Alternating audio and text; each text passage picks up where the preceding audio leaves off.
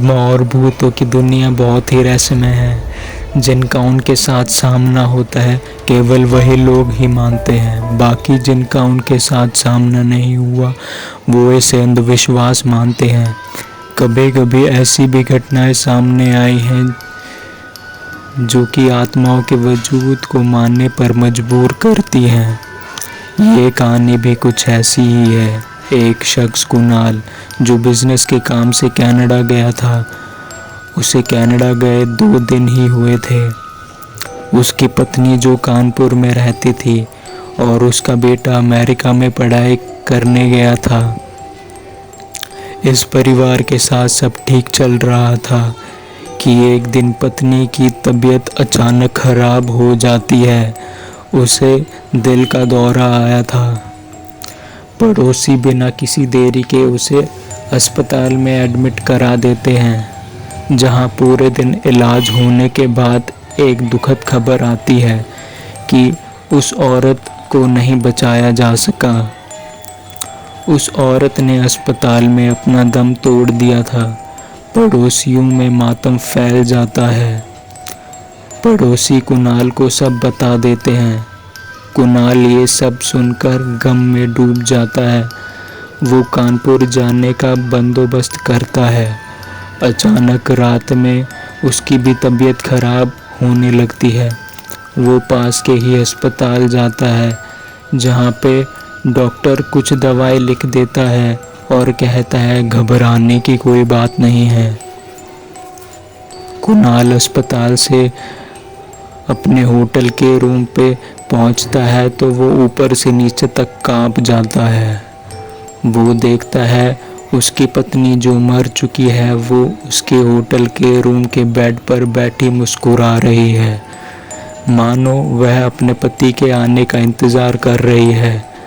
कुणाल बेहोश हो जाता है। रात के तकरीबन 12 बजे अचानक उसकी आँख खुलती है तो वो देखता है कि उसकी पत्नी की आत्मा अभी भी वहीं है। वो उससे पूछती है, तुम ठीक तो हो? कुणाल, मुझे अच्छा लगा कि तुम डॉक्टर के पास समय पर गए और डॉक्टर ने कहा कि घबराने वाली कोई बात नहीं है। कुणाल उस भूत की ये बात सुनकर थोड़ा शांत हुआ। अब वो अपनी पत्नी की आत्मा से घबरा नहीं रहा था। कुणाल को अब उस आत्मा के साथ रहने में कोई तकलीफ नहीं थी। कहीं ना कहीं अपनी पत्नी से अंतिम बार बात न करने का गम अब दूर हो गया था। कुणाल को ऐसा लग रहा था कि उसकी पत्नी की मृत्यु नहीं हुई है। अमेरिका में पढ़ रहा उसका बेटा रात 12 बजे गहरी नींद में सो रहा था। अचानक उसकी नींद खुलती है तो वो देखता है कि उसके पूरे कमरे में आग लग गई है। वो डर जाता है और मन ही मन सोचता है आज मेरी मृत्यु निश्चित है। अचानक से उसे एक परछाई नजर आती है। वो परछाई उस लड़के को उठा लेती है और एक सुरक्षित जगह पर उतार देती है और वो परछाई गायब हो जाती है। बेटा अपने बाप को तुरंत फ़ोन करता है और सारी आप बीती बताता है।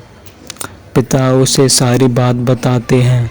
बेटा दुखी भी था और खुश भी था। इसके बाद वह आत्मा कुछ दिन और अपने पति कुणाल के साथ रहती है और अब दिन पूरे होने के बाद आत्मा कुणाल से कहती है, अब मेरे जाने का समय आ गया है। तुम अपना और हमारे बेटे का ख्याल रखना और हाँ, मेरे शरीर का अंतिम संस्कार भी कर देना। यह सुनकर कुणाल की आंखों में आंसू आ जाते हैं और वो सब करता है जो उस आत्मा ने उससे कहा था। तो दोस्तों, ये थी हमारी स्टोरी। आशा है आपको पसंद आई होगी। थैंक्स।